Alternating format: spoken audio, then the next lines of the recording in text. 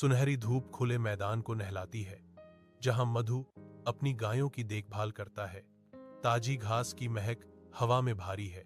एक शांत दृश्य सामने आता है, क्योंकि गायें चरती हैं, लेकिन मधु की निगाहें दूर नदी पर टिकी रहती हैं। धैर्य उसके चेहरे पर रेखाएं उकेरता है, क्योंकि वह इंतजार करता है।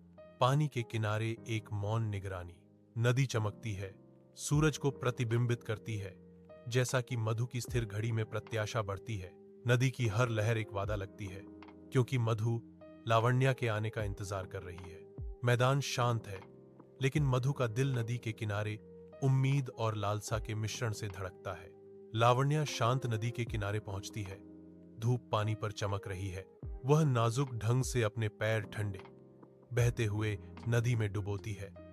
उसके चेहरे पर एक शांत भाव है। उसकी निगाहें धीरे से मधु की ओर मुड़ जाती हैं। उसकी आंखों में एक मौन प्रश्न मंडरा रहा है। कथन। उनके बीच एक मौन संवाद होता है। कथन। वे एक दूसरे के प्रति अपनी भावनाओं को शब्दों में व्यक्त नहीं करते।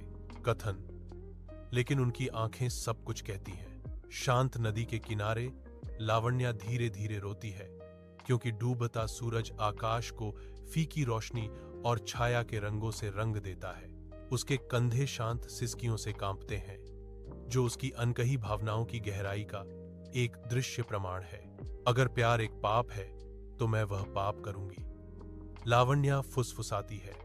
उसकी आवाज दृढ़, विश्वास और निराशा से भरी हुई है। मधु धीरे से उसका हाथ पकड़ती है।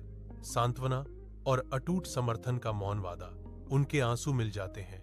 उनके प्यार की पवित्रता और निषिद्ध प्रकृति के मूक गवाहों की तरह गिरते हैं। नदी बहती रहती है, उनकी साझा उदासी और अनकही भक्ति को गोधूली बेला में ले जाती है।